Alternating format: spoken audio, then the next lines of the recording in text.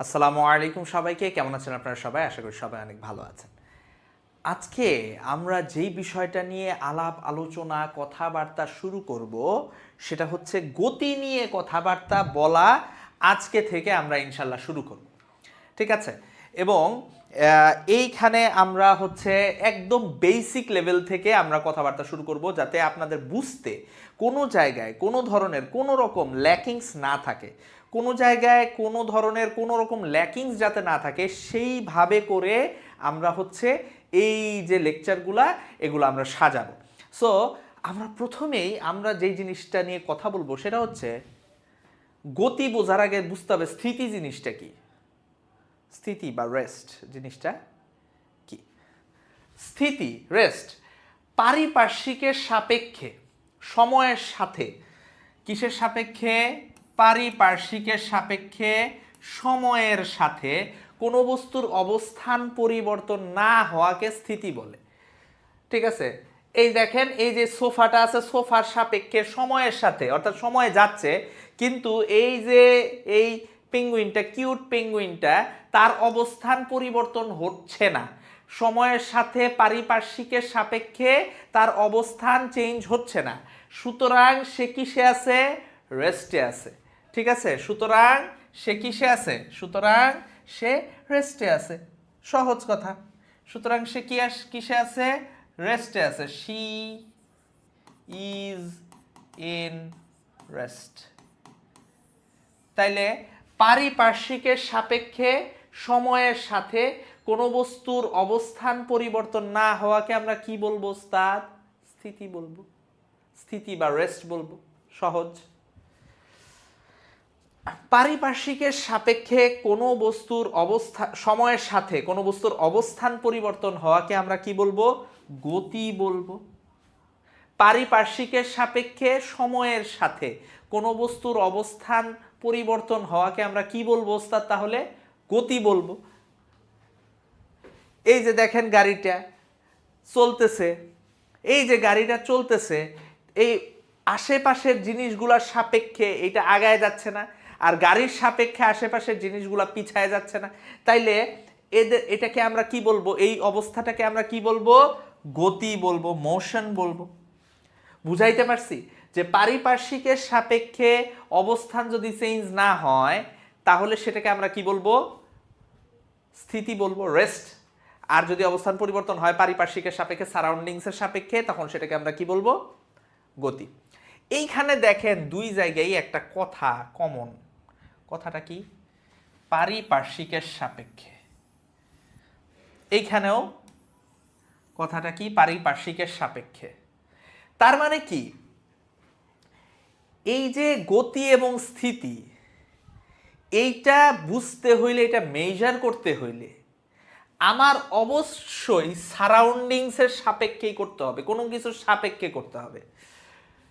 একটা কথা মনে রাখবেন, কোনো বস্তুর গতি বা স্থিতি উভয়ই আপেক্ষিক। আপেক্ষিক বলতে কি বুঝায়? আপেক্ষিক বলতে কি বুঝায়?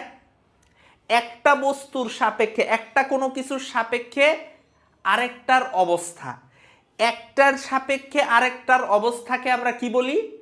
আপেক্ষিকতা বলি, রিলেটিভ, ঠিক আছে? পরম গতি কিংবা পরম স্থিতি বলে কোনো কথা নাই। একটা এমন কোনো বস্তু নাই যেটা সব কিছুর সাপেক্ষেই স্থির, রেস্টে আছে। এমন কোনো বস্তু নাই যেটা সব কিছুর সাপেক্ষেই গতিশীল, এরকম কোনো বস্তু নাই। কিভাবে? আসেন আপনাকে একটু ফিল করানোর চেষ্টা করি। আপনাকে আমি কি বলছি? যে কোনো বস্তুর গতি, মোশন, কোনো বস্তুর গতি, মোশন বা স্থিতি, রেস্ট, দুইটাই উভয়ই কি? রিলেটিভ। পরম গতি বলেও কিছু নাই, পরম স্থিতি বলেও কিছু নাই। পরম গতি বলতে আমরা কি বুঝবো? যে একটা বস্তু যেটা বিশ্ব ব্রহ্মাণ্ডের সব কিছুর সাপেক্ষে স্থির, এমন কোনো বস্তু নাই। এমন অ্যাবসলিউট, সরি, পরম গতি মানে হচ্ছে যেটা বিশ্ব ব্রহ্মাণ্ডের সব কিছুর সাপেক্ষেই গতিশীল, এমন কোনো বস্তু নাই। আবার এমন কোনো বস্তু নাই যেটা বিশ্ব ব্রহ্মাণ্ডের সব কিছুর সাপেক্ষেই স্থির, এমনও কোনো বস্তু নাই। আমি আপনাদেরকে বুঝাই, খেয়াল করেন। একটা ছবি দেখেন, এটা ধরে নিতে পারেন যে একটা বাসের জানালা বা ট্রেনের জানালা অথবা প্লেনের জানালা। এই দেখেন, ঠিক আছে, এই যে এই লোকটার নাম যদি দেই আমি আবুল, আবুল, ঠিক আছে, আর এই আপুর নাম দিলাম বাবলি। দেখেন এই লোকটা কিন্তু এই বাবলির সাপেক্ষে স্থির, বাবলির সাপেক্ষে এই লোকটা স্থির। কিন্তু ধরেন সে জানালা দিয়ে যে বাইরে দেখতেছে, এটা যদি একটা বাস হয়, বাস তো চলতেছে, বাইরের লোকজনের সাপেক্ষে কি তারা স্থির? না। আবার তাদের সাপেক্ষে কি বাইরের লোকজন স্থির? না। তাদেরকে সাপেক্ষে মনে হচ্ছে কি তারাও গতিশীল, পিছন দিকে চলে যাচ্ছে, ঠিক কিনা? অবস্থান, তাদের সাপেক্ষে অবস্থান পরিবর্তন হচ্ছে কিনা? হচ্ছে। কিন্তু সে তার সাপেক্ষে বাইরের সারাউন্ডিংস গতিশীল হইলেও তার সাপেক্ষে কিন্তু আবার এই বাবলি স্থির, আবার বাবলির সাপেক্ষে সে স্থির। বুঝাইতে পারছি? এই যে দেখেন, দেখতে পাচ্ছেন? ধরেন এর নাম হচ্ছে পাপ্পু, ঠিক আছে, আর এই আন্টির নাম ধরে নিলাম সীমা আন্টি। এখন পাপ্পুর কাছে মনে হবে সীমা আন্টি স্থির, সীমা আন্টির সাপেক্ষে পাপ্পু স্থির। কিন্তু কিন্তু এই বাইরের মানুষের সাপেক্ষে কি তারা স্থির? না। তাদের সাপেক্ষে বাইরের মানুষ স্থির? না, গতিশীল। তাহলে তারা কিন্তু অ্যাবসলিউটলি স্থির হইতে পারতেছে না। কারো না কারো সাপেক্ষে সে স্থির, আবার কারো সাপেক্ষে তারা গতিশীল। কেউ বলতে পারবে না আমি অ্যাবসলিউটলি সবার সাপেক্ষে আমি স্থির, এটা কেউ বলতে পারবে না। কেউ বলতে পারবে না, কোনো কণা কোনো বস্তু বলতে পারবে না আমি সবার সাপেক্ষেই গতিশীল, এটা কেউ বলতে পারবে না। আপনি বলবেন আমি বিছানায় শুয়ে আছি, ঘুমায় আছি, তাহলে আমি কার সাপেক্ষে গতিশীল? আপনি পৃথিবীর বাইরের থেকে যেই লোক দেখতেছে, সে দেখতেছে পৃথিবী ঘুরতেছে, আপনি গতিশীল। আপনি স্থির হয়ে দাঁড়ায় আছেন, ভাই আমি তো দাঁড়ায় আছি, আপনারা আমাকে দেখতেছেন, কারণ আমার ক্যামেরা যেই বেগে গতিশীল আমিও সেই বেগে গতিশীল, কারণ আমরা পৃথিবীর সাথে সাথে ঘুরতেছি। এই যে আপনারা যে আমাকে দেখতেছেন, পৃথিবীর সাথে সাথে আমরা ঘুরতেছি। সো বাইরের থেকে যে দেখবে সে দেখবে গতিশীল, আপনি দেখতেছেন স্থির। It's all about perspective. কার সাপেক্ষে আপনি দেখতেছেন, কার সাপেক্ষে, কোন কোন বস্তুর সাপেক্ষে আপনি দেখতেছেন। আপনি জানেন আপনার নার্ভরে ধোকা দেওয়া সম্ভব, আপনি জানেন আপনার নার্ভরে ধোকা দেওয়া সম্ভব। কিভাবে আমি আপনারে বলি, একটু খেয়াল করেন।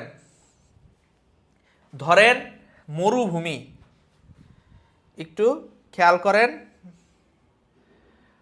মনে করেন চারপাশে মরুভূমি, কিচ্ছু নাই। এইখানে এমন একটা গাড়ি রাখা আছে যেটার সামনের দিক দেখতে যেরকম, পিছনের দিক দেখতে একই রকম। আপনি কি করলেন, আপনি একটা সাইকেলে চড়ে আপনি ধরেন এই দিক দিয়ে যাইতেছেন। আপনি বিশ্বাস করবেন কিনা জানি না, আপনি যখন সাইকেলে চড়ে যাবেন আপনি বুঝতে পারবেন না, আপনার ধরেন চাকাটা দেখা যাইতেছে না ঠিক মতো, চাকাটা দেখা যাচ্ছে না, চাকাটা ঢাকা, আপনি বুঝতে পারবেন না এই গাড়ির স্থির না গতিশীল। আপনার কাছে মনে হবে গাড়িটা পিছনে চলে গেল। আপনার কাছে, আপনি যেহেতু এই দিকে যাচ্ছেন, আপনার কাছে মনে হবে গাড়িটা পিছনে চলে গেল। আপনি বলতে পারবেন না গাড়িটা, আপনি যেহেতু যদি গাড়িটা নর্মালি দাঁড়ায় থাকে, নর্মাল একটা গাড়ি দাঁড়ায় থাকে, আপনি তো বুঝেন যে কেউ পিছনের দিকে এত জোরে চালাইতে পারে না, এজন্য সামনের দিকে একটু দেখতে একরকম থাকে, পিছনের দিক দেখতে একরকম থাকে, তখন আপনি বুঝেন, আপনার মাথায় একটা জিনিস সেট করা আছে। কিন্তু গাড়ির সামনের দিক আর পিছনের দিক দেখতে যদি একই রকম হয়, বিশ্বাস করেন, বিলিভ ইট অর নট, আপনি বুঝতে পারবেন না, আপনি কোনোভাবেই বুঝতে পারবেন না গাড়িটা স্থির না গতিশীল, আপনি কোনোভাবেই বুঝতে পারবেন না গাড়িটা স্থির না গতিশীল। আশেপাশের পরিবেশ যদি একই রকম থাকে, মরুভূমির মাঝখানে থাকে, চারপাশে যদি দেখতে একই রকম থাকে, আপনি কখন বুঝেন? যখন দেখেন যে না এইখানে একটা গাছ আছে,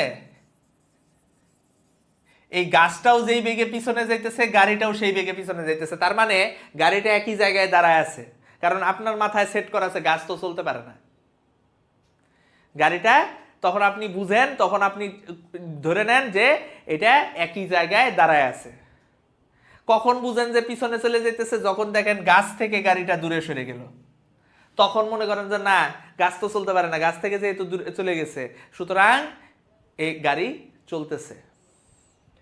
কিন্তু যদি এরকম গাছ টাছ কিছু না থাকে, তখন আপনার পক্ষে, আপনার নিউরনের পক্ষে, আপনার চোখের পক্ষে কোনোভাবেই এরকম কোনো গাড়ি যার সামনে পিছনে দেখতে একই রকম আপনার নির্ণয় করা সম্ভব না গাড়িটা চলতেছে না, স্থির আছে। আমার কথা কি আমি বুঝাইতে পারছি কিনা ওস্তাদ? আপনার কথা বুঝাইতে পারছি কিনা? যা দেখা যায় সেটা সবসময় নাও হইতে পারে। আমাদের চোখে ধাঁধা দেওয়া খুবই সহজ। আমি আপনাদেরকে একটা কথা বলি ওস্তাদ, আমি আপনাদেরকে একটা কথা বলি, একটু খেয়াল করেন। আমি আপনাদেরকে একটা জিনিস বলি, আপনারা সবাই মসজিদে নামাজ পড়ছেন। আমরা যারা মুসলমান ধর্মের আছি আমরা মসজিদে নামাজ পড়ি, আমরা যারা ইসলাম ধর্মের আছি আমরা মসজিদে নামাজ পড়ি। আপনারা মসজিদের কাতার দেখছেন? দেখছেন না মসজিদের কাতার? সবাই হুজুররা কি বলে? নামাজের সময় কাতার সোজা করুন, বলে না ওস্তাদ? হুজুররা বলে না কাতার সোজা করুন? আপনারা দেখেন মসজিদের কাতার এরকম সোজা, একদম স্ট্রেইট, তাই না? মানুষ এখানে দাঁড়ায় দাঁড়ায়, একটার পর একটা মানুষ এইভাবে দাঁড়ায়, সোজা কাতারে দাঁড়ায় নামাজ পড়ে, একজনের কাঁধে আরেকজন, ঠিক আছে? একদম সোজা কাতার। কিন্তু আসলেই কি কাতার সোজা? আপনারা টিভিতে অথবা অনেকে হয়তো বাস্তবে গিয়ে মসজিদুল হারামের দৃশ্য দেখছেন, আপনারা দেখছেন না? মসজিদুল হারামে এই মাঝখানে কাবা ঘর, এই কাবা ঘরের চারপাশে গোল করে কাতার, তাই না? এই গোলটা বড় হইতে হইতে হইতে হইতে সারা পৃথিবীতে ছড়ায় পড়ছে, অনেক বড় গোল হয়ে সারা পৃথিবীতে ছড়ায় পড়ছে। ওই জায়গায় একটা জায়গায় এরকম ছোট্ট একটা বৃত্তচাপ নিয়ে একটা মসজিদ তৈরি হয়েছে। এই মসজিদটার কাতার তখন দেখতে কি মনে হবে ওস্তাদ?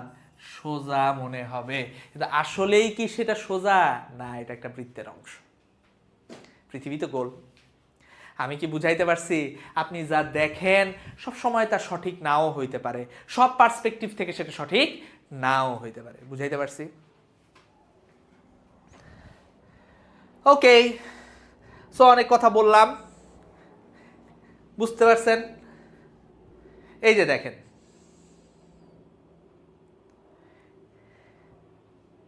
এই যে দেখেন, এরা দুইজন, দেখেন এই গাড়িটা এই দূরত্ব অতিক্রম করছে, এই গাড়িটা এই দূরত্ব অতিক্রম করছে। এই লোকটা দেখবে গাড়িটা কি কিছুটা পিছনের দিকে পিছায় গেল, এই লোকটা কি দেখবে গাড়িটা কিছুটা পিছনের দিকে পিছায় গেল। তো সবার সাপেক্ষে সবকিছু একই রকম নাও হইতে পারে। অর্থাৎ পরম গতি বলে কিছু নাই, পরম স্থিতি বলে কিছু নাই। গতি স্থিতি এই মেজারটা কি? আপেক্ষিক বা রিলেটিভ। আসলে আমরা দেখব ম্যাক্সিমাম সব জিনিসই আপেক্ষিক। শুধু বলা হয়েছে পরম জিনিসটা কি?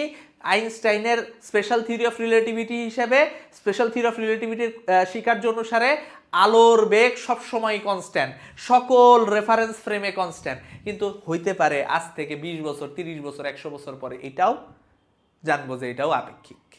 হইতে পারে, হইতে পারে, হইতে পারে, আল্লাহ ভালো জানেন, আল্লাহ আলাম, আল্লাহ ভালো জানেন। ঠিক আছে, ওকে। এইবার আমরা গতির প্রকারভেদ নিয়ে কথা বলবো ওস্তাদ। কি নিয়ে কথা বলবো?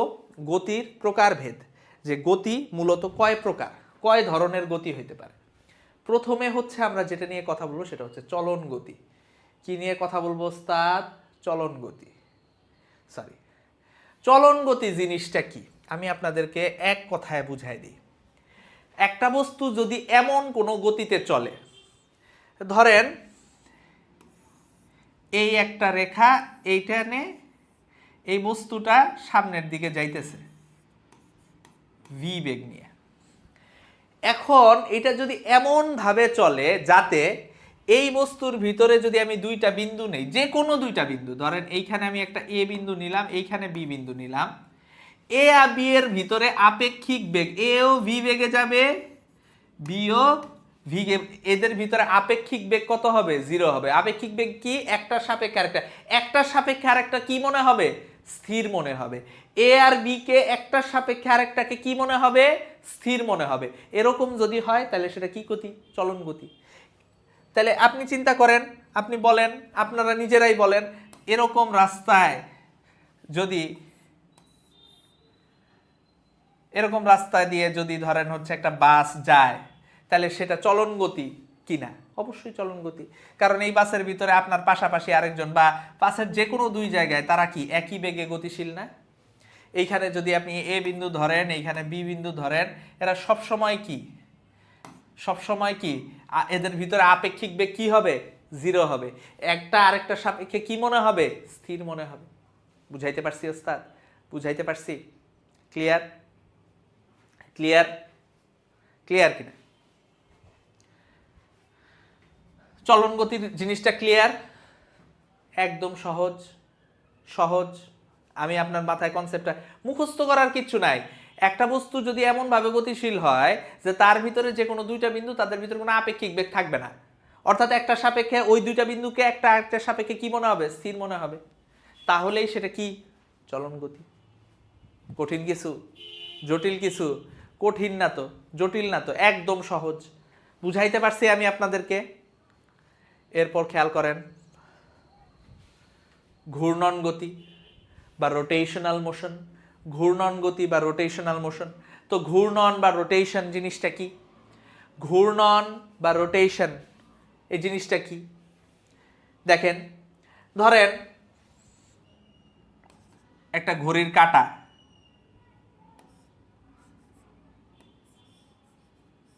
লম্বা ঘড়ির কাঁটা, এরকম ঘড়ির কাঁটা এভাবে ঘুরতেছে। এইবার আপনি বলেন তো, এইখানকার যে কোনো দুইটা বিন্দু যদি আমি কল্পনা করি, ধরে নিলাম এইখানে বিন্দুটা নিলাম এ, এই বিন্দুটা নিলাম বি। আপনি বলেন এই ঘড়ির কাঁটাটা যখন এইখানে আসবে, এ যতটুকু রাস্তা যাবে বি কি ততটুকু রাস্তা যাবে? না, এ যতটুকু, বি বেশি রাস্তা গেছে না? কিন্তু কাঁটাটা তো এই জায়গায় আসছে একই সময়ে। তাইলে বলেন তো কে বেশি, কোন বিন্দুটা বেশি জোরে দৌড়াইছে? বি বিন্দু। তাহলে এর সাপেক্ষে বি বিন্দুরে কি মনে হবে তখন? গতিশীল মনে হবে। এ আর বি একটা আরেকটার সাপেক্ষে কি স্থির মনে হবে? কোনোদিনই হবে না। এইখানের যে মাঝখানের বিন্দুটা ও, এই বিন্দুটা তো স্থির, এর সাপেক্ষে কি বি বিন্দুটা কি স্থির মনে হবে? বা এর সাপেক্ষে অন্য যে কোনো বিন্দু, এখানে যদি আরেকটা বিন্দু নেই সি, এটা কি স্থির মনে হবে? হবে না। সি বিন্দু তো ঘুরতেছে, মাঝখানের বিন্দু তো স্থির। তাইলে কি একটার সাপেক্ষে আরেকটাকে স্থির মনে হইল না, আপেক্ষিক বেগ শূন্য হইল না। সুতরাং সেটা কিসের অন্তর্ভুক্ত হয়ে গেছে? অটোমেটিকলি ঘূর্ণন গতির অন্তর্ভুক্ত হয়ে গেছে। সেটা ঘূর্ণন গতির অন্তর্ভুক্ত হয়ে গেছে, রোটেশনাল মোশনের অন্তর্ভুক্ত হয়ে গেছে। বুঝাইতে পারছি ওস্তাদ? বুঝাইতে পারছি? ক্লিয়ার? ক্লিয়ার? তাহলে কোনো বস্তুর যদি এমনভাবে গতিশীল থাকে যে এর ভিতরের যে কোনো দুইটা বিন্দুর মধ্যবর্তী আপেক্ষিক বেগ শূন্য না হয়, তাহলে সেক্ষেত্রে আমরা কি বলবো? অর্থাৎ আপেক্ষিক বেগ থাকবে, একটা সাপেক্ষে আরেকটা স্থির মনে হবে না, একটা বিন্দুর সাপেক্ষে আরেকটা বিন্দুকে স্থির মনে হবে না, তাহলে সেটাকে আমরা কি বলবো ওস্তাদ? ঘূর্ণন গতি বলবো, রোটেশনাল মোশন বলবো। বুঝাইতে পারছি? বুঝাইতে পারছি? একদম সহজ কথা, একদম সহজ কথা, একদম পানির মতো সহজ আলাপ আলোচনা। বুঝতে পারতেছেন কিনা আপনারা আমাকে একটু বলেন। আচ্ছা, এবার খেয়াল করেন, এবার আসবো আমরা কিসে? জটিল গতিতে। জটিল গতি, জটিল গতি কি? জটিল গতিকে আবার আমরা এইভাবেও বলতে পারি ট্রান্স রোটেশন, কমপ্লেক্স মোশন বা trans rotational motion. Complex motion বা ট্রান্স রোটেশনাল মোশন, অর্থাৎ এই যে একটা ধরেন চাকা, এই চাকা এইভাবে ঘুরতেছে আবার সামনের দিকে যাইতেছেও, তাহলে এর কি সরণও, চলনও হচ্ছে, ঘূর্ণনও হচ্ছে। তাহলে এটাই হচ্ছে জটিল গতি বা ট্রান্স রোটেশনাল মোশন, যেটা চলন প্লাস ঘূর্ণন একসাথে থাকবে। চলন প্লাস ঘূর্ণন, ঠিক আছে, চলন প্লাস ঘূর্ণন, ট্রান্সলেশন প্লাস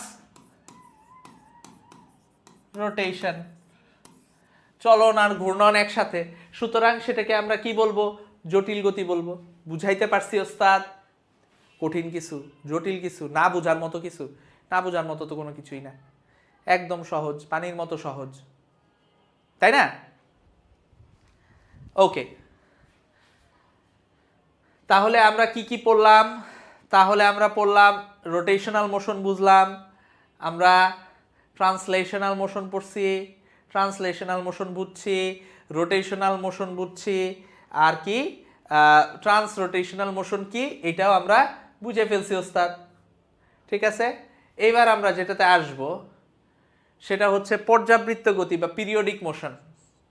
পর্যাবৃত্ত গতি বা পিরিয়ডিক মোশন। তা পিরিয়ডিক মোশন জিনিসটা কি আবার? কোনো গতিশীল বস্তুকণার গতি যদি এমন হয় যে এটি এর গতিপথের একটি নির্দিষ্ট বিন্দুকে একটি নির্দিষ্ট সময় পর পর একই দিক থেকে অতিক্রম করে, তবে সেই বস্তুকণার গতিকে পর্যাবৃত্ত গতি বলে। এই যে ঘড়িটা ঘুরতেছে, এটার আমি যদি এইখানে যে কোনো একটা বিন্দু নির্দিষ্ট করে দিই, ধরে নিলাম এই বিন্দুটা, এই যে লাল, দেখবেন যে একটা নির্দিষ্ট সময় পর পরই এই যে মিনিটের কাঁটা, ঘন্টার কাঁটা, একটা নির্দিষ্ট সময় পর পরই, ধরেন মিনিটের কাঁটা কতক্ষণ পর পর ওই বিন্দুকে অতিক্রম করবে বলেন তো? মিনিটের কাঁটা কতক্ষণ পর পর? 1 ঘন্টা পর পর অতিক্রম করবে। ঘন্টার কাঁটা কতক্ষণ পর পর অতিক্রম করবে? 12 ঘন্টা পর পর ওই বিন্দুটাকে অতিক্রম করবে, তাই না? তাইলে একটা এবং একই দিক থেকে অতিক্রম করবে না, তাহলে সেটাকে আমরা কি বলবো? পর্যাবৃত্ত গতি বলবো। পৃথিবী ঘুরতেছে বা অন্যান্য গ্রহগুলো ঘুরতেছে সূর্যের চারপাশে, একবার ঘুরতেছে একটা নির্দিষ্ট সময় পর পর একই দিক থেকে ঘুরতেছে, তাহলে ওই যে পৃথিবীর যে বার্ষিক গতি, সেটাকে আমরা কি বলবো ওস্তাদ বলেন তো? সেটাকে অবশ্যই আমরা পর্যাবৃত্ত গতি বলবো। সরল দোলকের গতি বা এই যে স্প্রিং উপর নিচ যাচ্ছে, এখানে যে কোনো একটা বিন্দু স্থির করে দেন, উপর থেকে নিচে এসে একটা নির্দিষ্ট সময় পর পর এটা অতিক্রম করে, উপর থেকে নিচে আসে নির্দিষ্ট সময় পরে যায় এই বিন্দুটা অতিক্রম করে, তাহলে এই যে এটাও কি পর্যাবৃত্ত গতি। বুঝাইতে পারছি ওস্তাদ? বুঝাইতে পারছি? পর্যাবৃত্ত গতি। এবার আসবো আমরা স্পন্দন গতি, অসিলেটরি মোশন। কোন পর্যাবৃত্ত গতি সম্পন্ন করার গতি যদি এমন হয় যে, দেখেন স্পন্দন গতি এটা পর্যাবৃত্ত গতিরই একটা অংশ। স্পন্দন গতি কিসের অংশ? পর্যাবৃত্ত গতিরই একটা অংশ।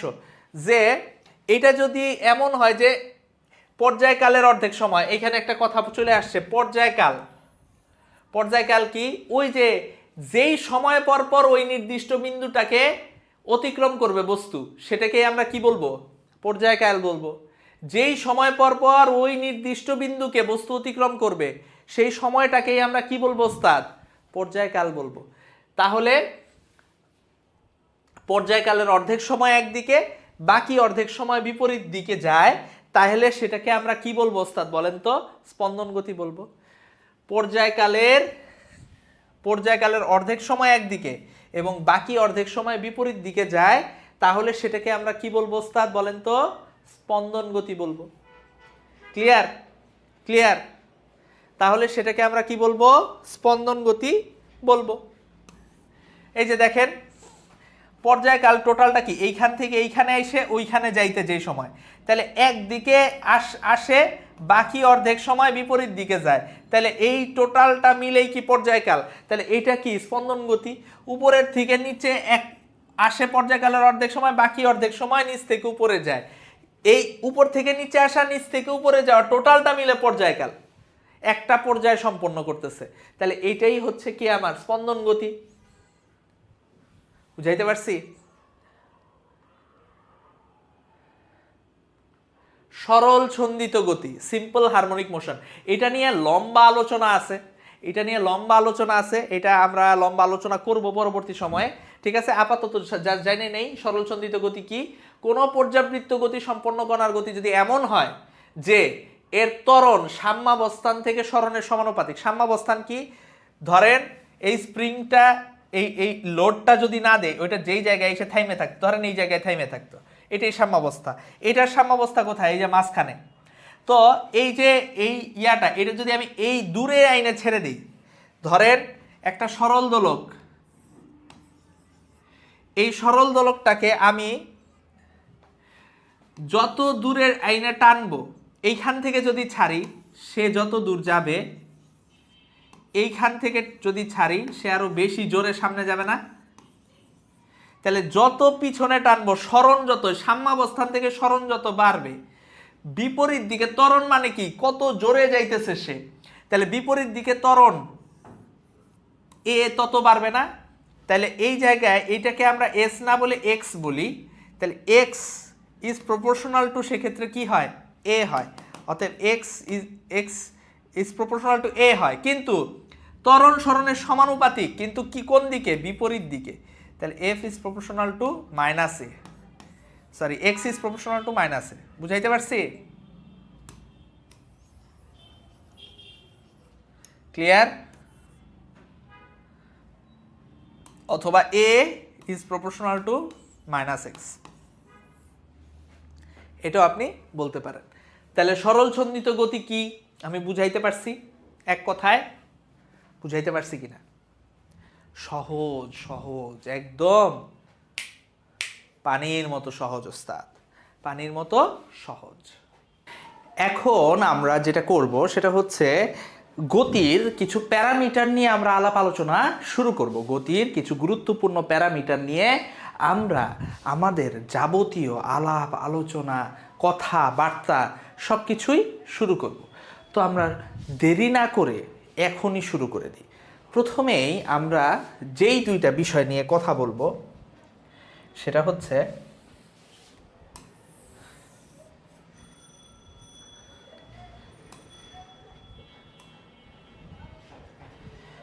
একটাকে আমরা বলি দূরত্ব, একটাকে আমরা বলি দূরত্ব, ইংলিশে আমরা বলি ডিস্টেন্স,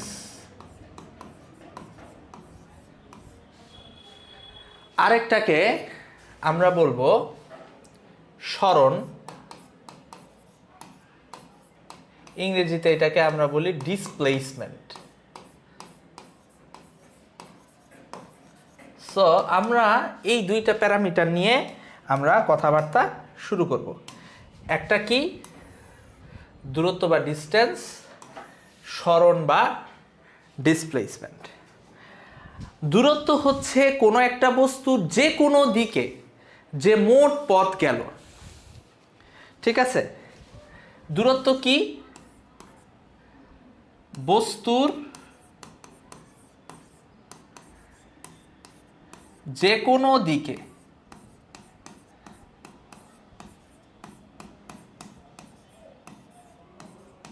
অতিক্রান্ত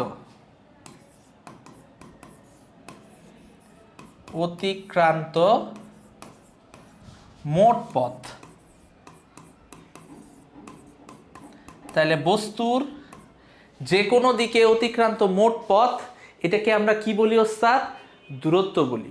বস্তুর যে কোনো দিকে অতিক্রান্ত মোট পথকে আমরা কি বলবো ওস্তাদ? দূরত্ব বলবো। সরণ জিনিসটা কি? সরণ হচ্ছে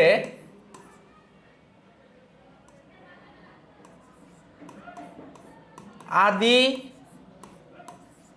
অবস্থান হতে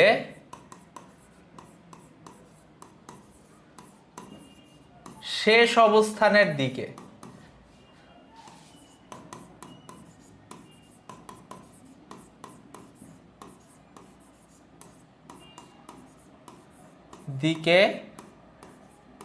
ন্যূনতম সরল রৈখিক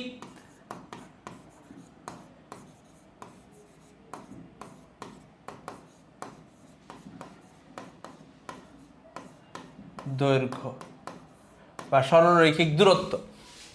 তাইলে দূরত্ব হচ্ছে যে কোনো দিকে হইতে পারে, আর সরণ আদি থেকে শেষ অবস্থানের দিকে, অর্থাৎ একটা নির্দিষ্ট দিকে হবে ওস্তাদ। তাহলে দূরত্ব যে কোনো দিকে হইতে পারে, সরণ কি একটা নির্দিষ্ট দিক অভিমুখে। ক্লিয়ার? ওকে। দূরত্ব এটার যেহেতু কোনো নির্দিষ্ট দিক নাই, এটা একটা স্কেলার কোয়ান্টিটি। দূরত্ব জিনিসটা কি? একটা স্কেলার। দূরত্ব একটা স্কেলার। আর সরণ এর কি আছে? নির্দিষ্ট দিক আছে। তাহলে সরণ বা ডিসপ্লেসমেন্ট এটা একটা কি? ভেক্টর। সরণ একটা কি? ভেক্টর। আচ্ছা, সো এইটা বোঝানোর জন্য আমরা একটা অ্যানালজি ইউজ করতে পারি। আমি আপনাদেরকে একটু দেখাই।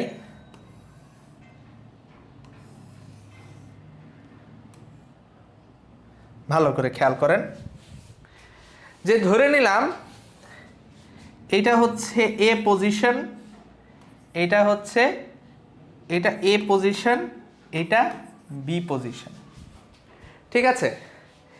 তাহলে আমি বিভিন্ন রাস্তায় এ থেকে বি এর দিকে যাইতে পারি। এইভাবে আমরা এ থেকে বি এর দিকে যাইতে পারি, ঠিক কি না? আমরা এইভাবে এ থেকে বি এর দিকে যাইতে পারি, ঠিক কি না? আমরা আমরা এইভাবে এ থেকে বি এর দিকে যাইতে পারি। এই প্রত্যেকটা রাস্তায় হচ্ছে আসলে বিভিন্ন দূরত্ব এর ভিতরে আছে, কিন্তু সরণ হইতে হইলে কি হইতে হবে? সরণ হইতে হইলে এ আর বি এর ভিতরে সরল রৈখিক দূরত্ব, একদম সরল রেখা বরাবর এ থেকে বি এর দিকে, এটাই হচ্ছে ডিসপ্লেসমেন্ট, এটাই হচ্ছে সরণ ভেক্টরটা, ঠিক আছে? এটাই হচ্ছে সরণ।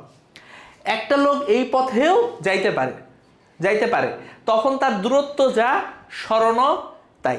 তাই মনে রাখবেন, তাই একটা কথা মনে রাখবেন, দূরত্ব সরণ হচ্ছে সবচেয়ে কম, সরণের সমান অথবা তার চেয়ে বড় হবে। Distance displacement. বুঝাইতে পারছি কিনা? সোজা? জটিল কিছু? কঠিন? বুঝতে কোনো অসুবিধা থাকার কোনো প্রশ্নই উঠে না। এইবার খেয়াল করেন, আমরা সামনের দিকে আগাই।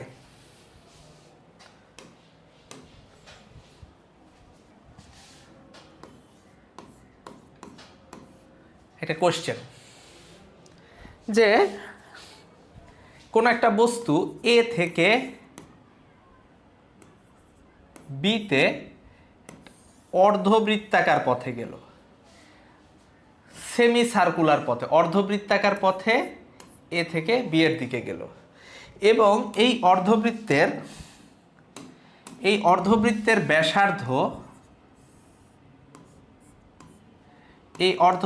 ব্যাসার্ধ হচ্ছে আর।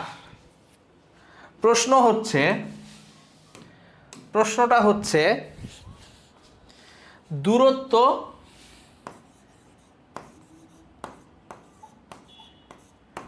ও সরণের অনুপাত কত? দূরত্ব ও সরণের অনুপাত কত? এটা আপনারা একটু নিজেরা সলভ করেন। এই জিনিসটা সলভ করার জন্য আমি আপনাদেরকে সময় দিব 1 মিনিট। 1 মিনিট সময়ের ভিতরে নিজেরা চেষ্টা করেন উস্তাদ। নিজেদের চেষ্টা করতে হবে, নিজেরা চেষ্টা না করলে হবে না। নিজেরা চেষ্টা না করলে কিন্তু হবে না উস্তাদ, নিজেদের চেষ্টা করতে হবে।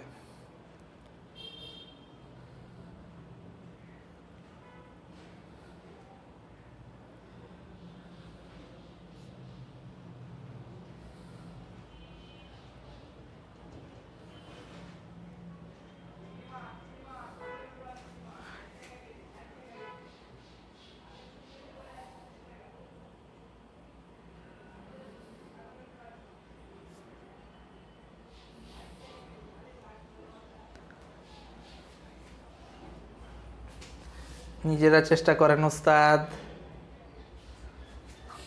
9 সেকেন্ড আছে। দেখেন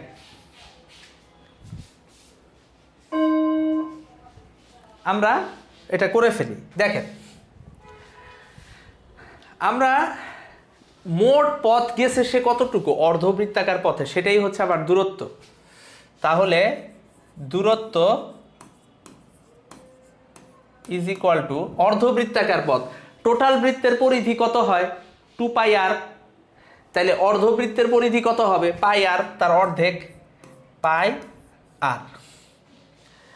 আর তার সরণ কতটুকু দেখেন তো, তার সরণ এ থেকে বি এর দিকে না, সরাসরি না, তাহলে এইটাই তার সরণ, এটা আর এটা আর, তাহলে টোটাল সরণ কত হবে 2r। তাহলে সরণ তার কত, সরণ 2r, তাহলে দূরত্ব বাই সরণ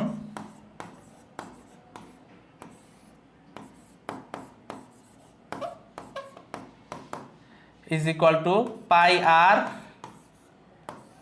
by 2r is equal to π/2। বুঝাইতে পারছি? জটিল কঠিন, জটিল বা কঠিন কোনোটাই না। তুলে ফেলেন, তুলে ফেলেন ওস্তাদ।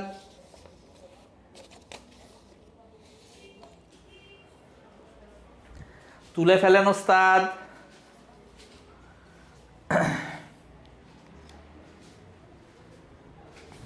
আচ্ছা, এবার খেয়াল করেন, এবার খেয়াল করেন আমরা আরেকটা গাণিতিক সমস্যায় চলে যাব।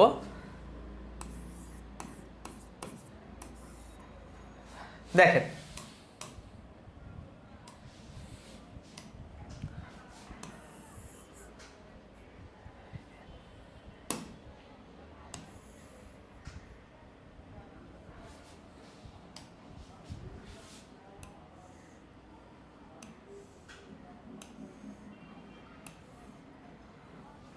এই একটা কিউব আছে, এই কিউবের বাহুর দৈর্ঘ্য এ,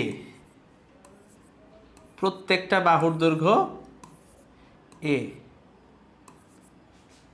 এ ক্লিয়ার?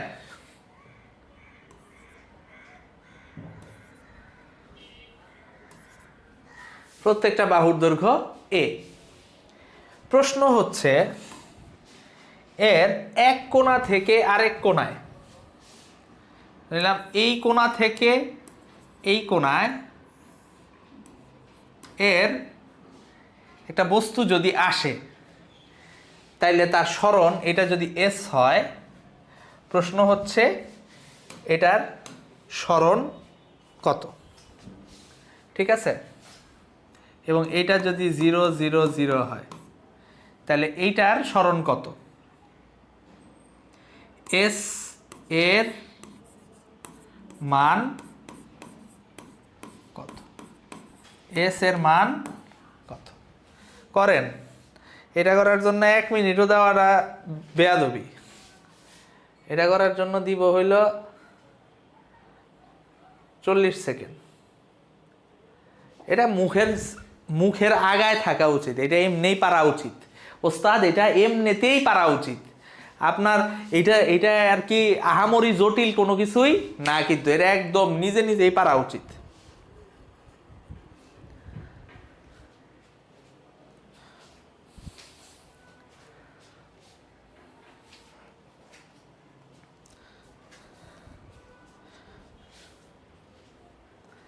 একদম সোজা কিন্তু ওস্তাদ, একদম পানির মতো সোজা।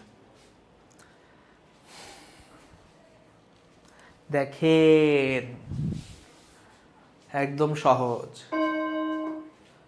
আচ্ছা,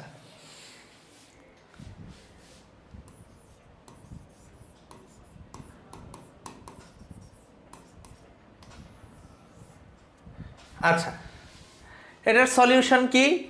এটা হচ্ছে কোনো একটা ঘনকের কর্ণ। ঘনকের কর্ণ কিভাবে আমরা বের করি? ঘনকের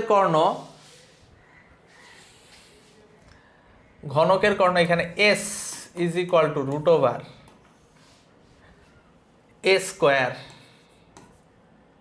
প্লাস a² প্লাস এ স্কোয়ার। ঠিক আছে, কারণ কি সবই প্লাস কেন, এটা 0 0 0, তাই না? তো এইটাকে যদি মূল বিন্দু ধরি, খেয়াল করেন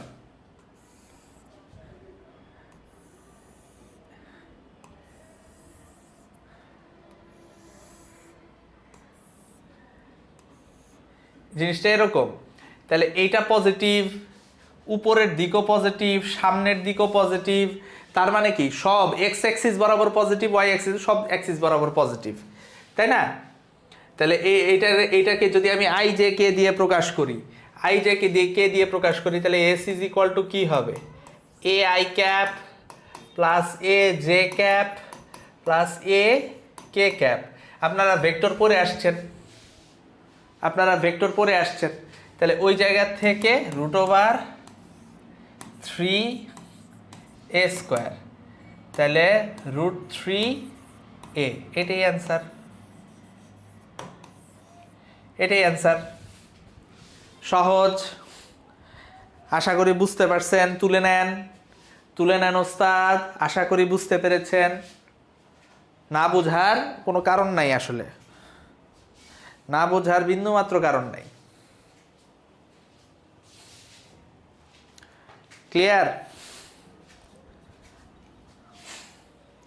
ক্লিয়ার কিনা? এবার খেয়াল করেন,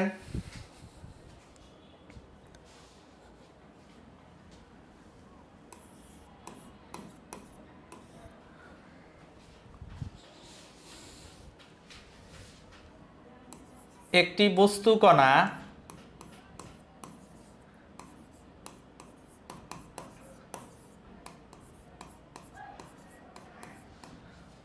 বস্তু কণা আর ব্যাসার্ধ বিশিষ্ট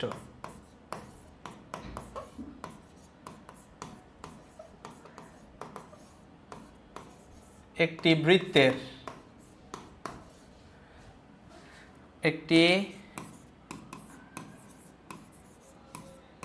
বৃত্তের এক চতুর্থাংশ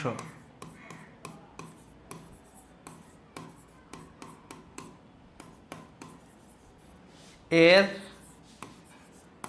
পরিধি ধরে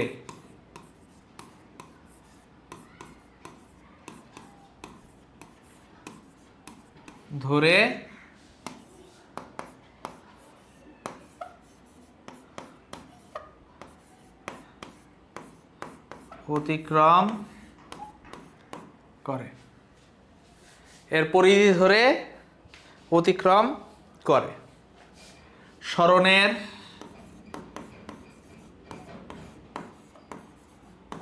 মান কত? সরণের মান কত? তো এটার সলিউশন করা লাগবে।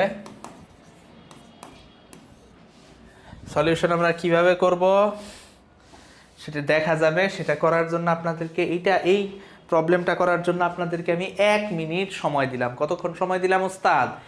1 মিনিট সময় দিলাম। করে ফেলেন ওস্তাদ,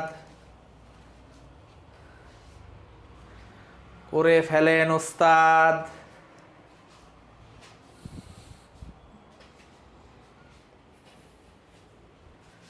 জটিলতার কিচ্ছু নাই এখানে ওস্তাদ, জটিলতার কোনো কিছুই এখানে নাই।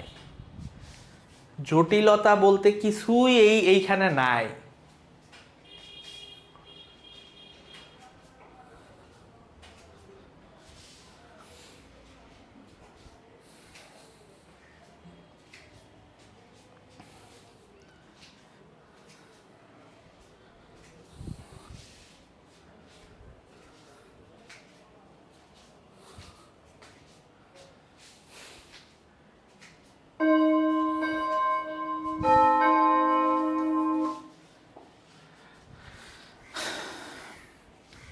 আচ্ছা, তাহলে এবার আমরা এটা একটু করি।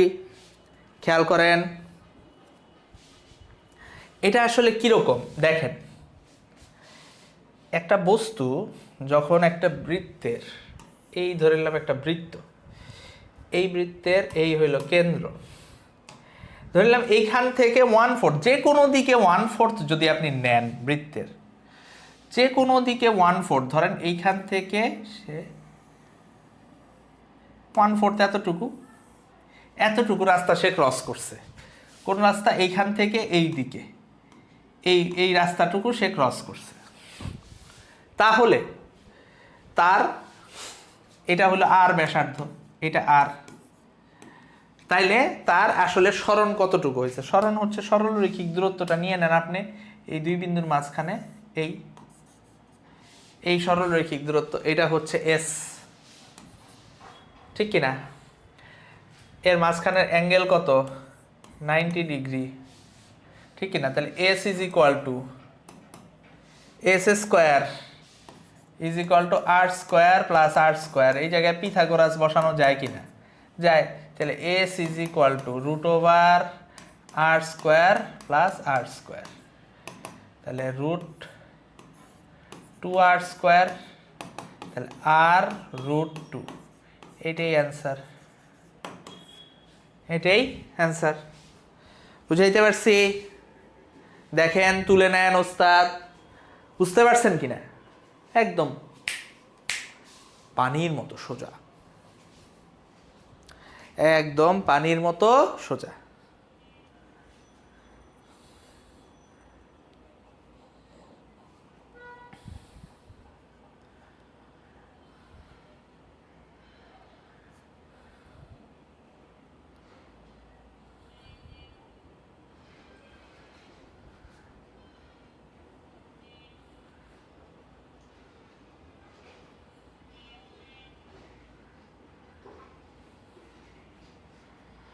আচ্ছা, এইবার খেয়াল করেন, আরো আমরা গাণিতিক সমস্যা দেখব। আরো গাণিতিক সমস্যা আমরা এখন দেখব, ঠিক আছে? যে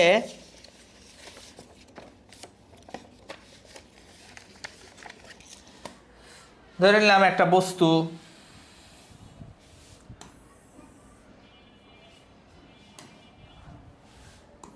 দেখেন ভালো করে খেয়াল করেন ওস্তাদ, জটিলতার কিছু নাই কিন্তু। দেখেন, একটু বোঝার চেষ্টা করেন, বুঝলেই মজা লাগবে, বুঝলেই মজা লাগবে।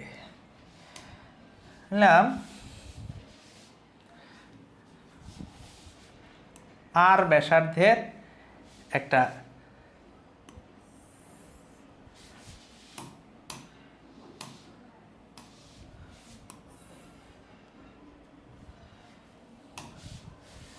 ত্রিভুজ, একটা বৃত্ত, আর ব্যাসার্ধের, সরি ত্রিভুজ বলতেছি, আর ব্যাসার্ধের একটা বৃত্ত, এই কেন্দ্রে 120 ডিগ্রি কোণ করে সে একটা রাস্তা অতিক্রম করছে, একটা বস্তু।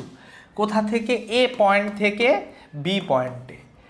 এ পয়েন্ট থেকে ধরে ধরে ধরে ধরে ধরে ধরে ধরে ধরে সে বি পয়েন্টের দিকে আসছে।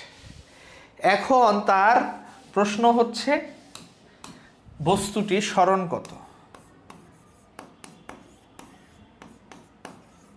বস্তুটির সরণ কত? এটা করার জন্য আমি আপনাদেরকে সময় দিব 2 মিনিট। আমি বোর্ডটা ছেড়ে দিচ্ছি, আপনারা নিজেরা চেষ্টা করেন।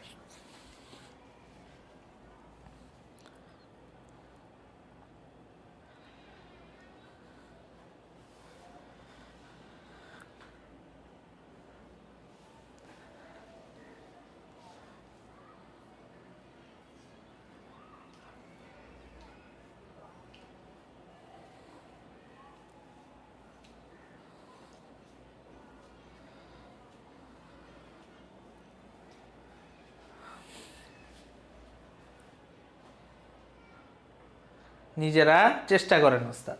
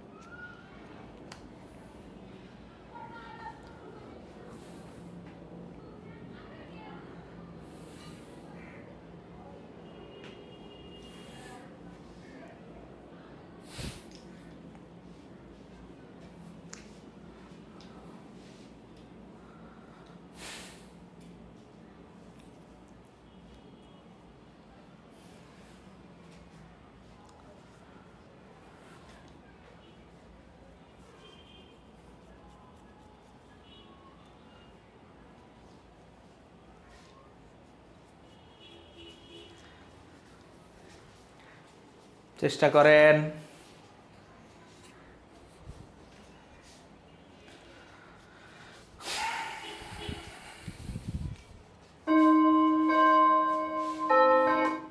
দেখেন, ভালো করে খেয়াল করে দেখেন, এই জায়গায় বস্তুটির সরণ আমরা বের করতে চাই। খেয়াল করেন আমরা কিভাবে বের করব, এই সলিউশনটা কিভাবে আমরা বের করে আনবো একটু দেখেন, ভালো করে খেয়াল করেন। এই দুইটা হলো আমার ব্যাসার্ধ ভেক্টর, বস্তুটা এ থেকে বি এর দিকে আসে, তাহলে তার সরণটা কোনটা? এইটা হলো এস। ঠিক আছে, এই এস এর মান আমার বের করতে হবে। তাহলে দেখেন এইখানে ত্রিভুজটা কিরকম, এরকম এরকম, এইটা দেখেন দুইটার ভ্যালু, দুইটার মান আর হলেও এইটাকে আমরা একটাকে, যেহেতু ভেক্টরের দিক ডিফারেন্ট, এটাকে আমি R1 ধরবো, এটাকে R2, R1 vector R2 vector, এটাকে আমি S ভেক্টর ধরবো। দেখেন R2 আর S এই দুইটা কিন্তু সেম অর্ডারে আছে, আর ডিফারেন্ট অর্ডারে আছে কি? R1 আছে। R2 আর S একই অর্ডারে আছে, ডিফারেন্ট অর্ডারে কে আছে? R1 আছে। তাহলে এইখান থেকে আপনি লিখতে পারবেন R1 is equal to R2 plus S। তাহলে এই জায়গা থেকে আমার বের করতে হবে কি? S is equal two R1 minus R2। মাথায় থাকবে? এইটা কি? ভেক্টর বিয়োগ। তাহলে ভেক্টর বিয়োগের ক্ষেত্রে মান আমরা কিভাবে বের করি মনে রাখবেন। নোট, আপনারা ভেক্টর পড়ে আসছেন, আপনাদের মাথায় থাকা উচিত P minus Q is equal to root over P square plus Q square minus 2PQ cos alpha. তাহলে এই জায়গায় R1 আর R2 তো মান একই, R1 এর মান ইজ ইকুয়াল টু R2 মান ইজ ইকুয়াল টু কি? R মান একই, তাহলে S is equal to root over R square plus R square minus 2R square cos alpha. ঠিক আছে, তাহলে আলফা কত? 120 degree. S is equal to root over 2R square minus 2R square cos alpha. ঠিক ঠিক কিনা? ঠিক কিনা ওস্তাদ? এইখান থেকে এইখানে বুঝাইতে পারছি? ওকে, এইবার দেখেন S is equal to root over 2R square যদি কমন নেই তাহলে 1 মাইনাস কজ আলফা লেখা যায়। 2R স্কোয়ার কমন নিলে লেখা যায়, লেখা যায়। আচ্ছা, মনে রাখবেন আরেকটা formula, note 1 minus cos theta is equal to 2 sine square theta by 2। এটাও মাথায় রাখতে হবে, এই নোটগুলো একটু মাথায় রাখতে হবে।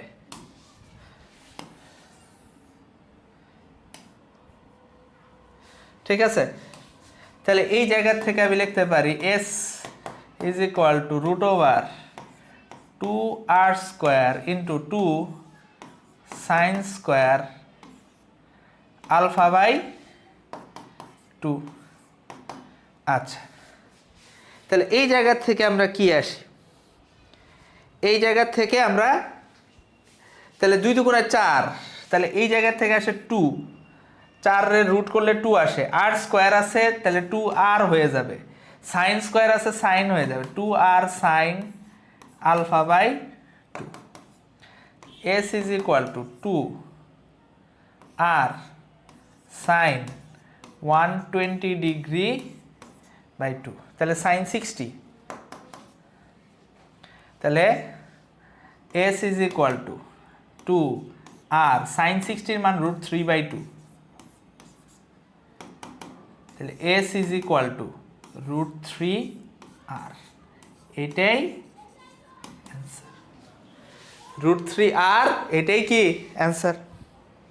বুঝাইতে পারছি?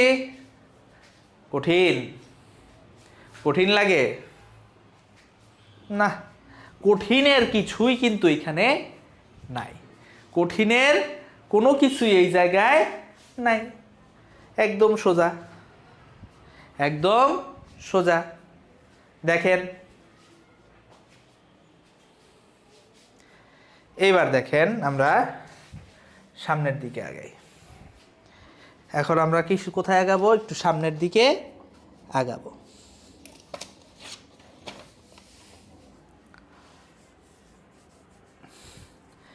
আচ্ছা,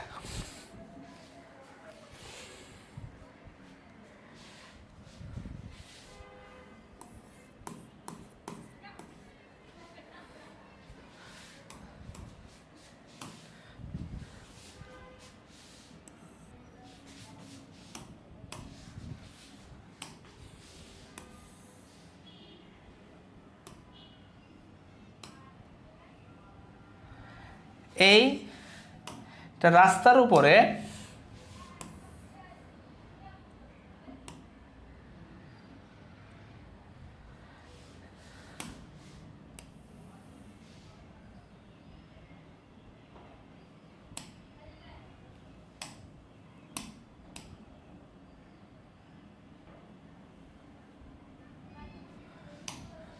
এই একটা বৃত্ত বা চাকা,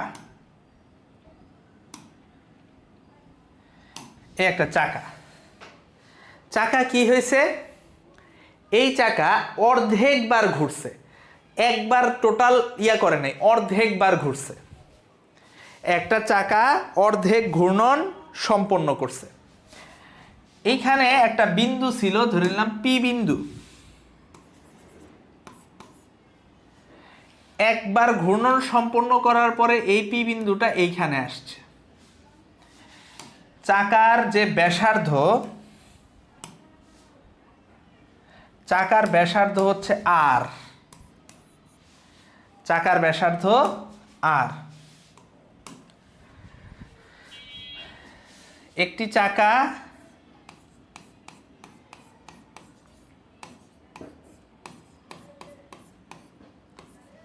যার ব্যাসার্ধ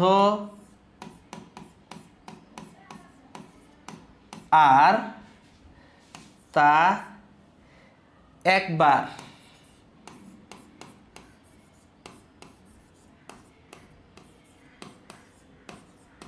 ঘূর্ণন সম্পন্ন, একবার ঘূর্ণন সম্পন্ন, না একবার না, অর্ধেকবার ঘুরছে, কয়বার, অর্ধেকবার ঘূর্ণন, অর্ধেক ঘূর্ণন। চাকা যার ব্যাসার্ধ আর,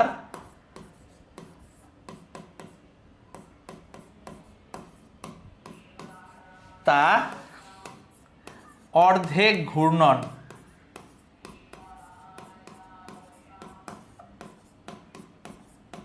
সম্পন্ন করে, তাহলে অর্ধেক ঘূর্ণন সম্পন্ন করে। এখন এটার উপর একটা বিন্দু আছে পি বিন্দু, প্রশ্ন হচ্ছে পি বিন্দুর সরণ কত, পি বিন্দুর সরণ কত। এটা করার জন্য সময় দিব কতক্ষণ, 1 মিনিট। এটা করার জন্য আপনাদেরকে সময় দেওয়া হবে মাত্র 1 মিনিট। ওস্তাদ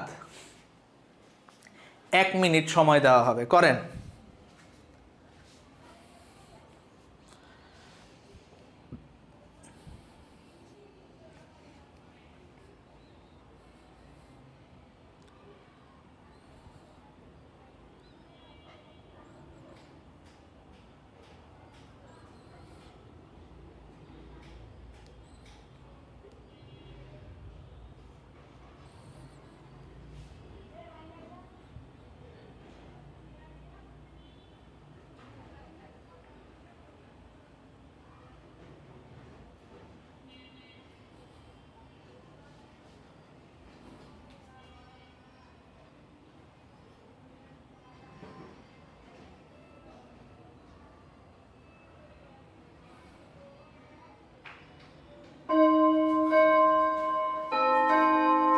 তাহলে এটা আমরা সলভ করি, খেয়াল করেন এটা আমরা সলভ করি।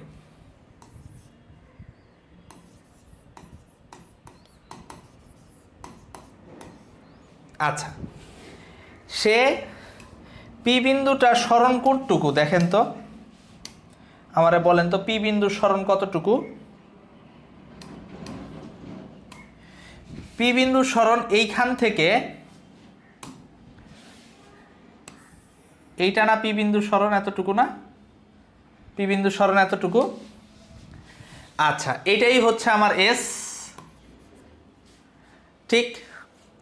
এখন এইখানে অ্যাঙ্গেল আছে ধরলাম থেটা, যেহেতু সরণ বলছে এখানে মান আর দিক দুইটাই বের করতে হবে।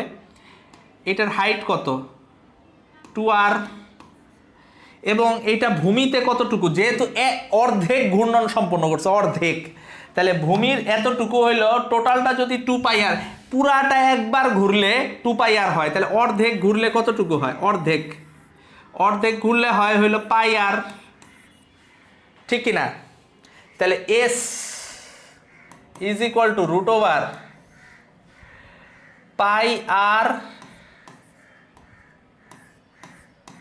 প্লাস 2r √/, তাহলে πr π² r² plus 4r², π² r² plus 4r²,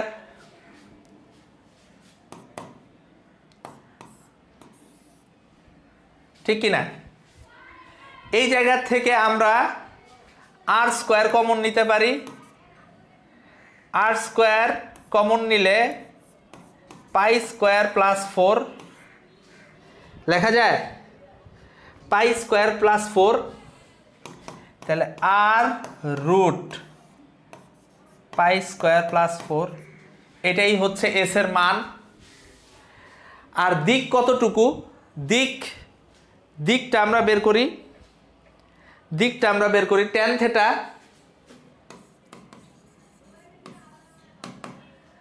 টেরা লম্বা ভূত, তাহলে লম্ব বাই ভূমি, লম্ব কত? 2r, আর নিচে কত? πr, ঠিক কিনা? 2r/πr, তাহলে θ is equal to tan inverse 2r/πr, θ is equal to 32 point, আর চলে গেলে 2/π থাকবে, tan ইনভার্স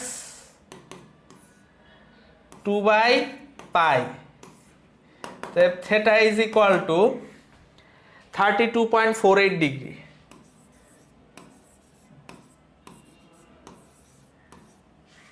এটাই অ্যান্সার, বুঝাইতে পারছি? এটাই অ্যান্সার। জটিল? কঠিন? জটিল কঠিন একটাও না, একদম পানির মতো সোজা ওস্তাদ, একদম একদম সোজা ওস্তাদ, একদম সোজা, একদম সোজা। বুঝাতে পেরেছি? বুঝাতে পেরেছি ওস্তাদ, বুঝাতে পেরেছি। আমার মনে হয় এতটুকু আপনারা খুব ভালো মতো বুঝতে পারছেন, আমার মনে হয় এতটুকু আপনারা খুবই ভালো মতো বুঝতে পারছেন। ঠিক আছে, ওকে।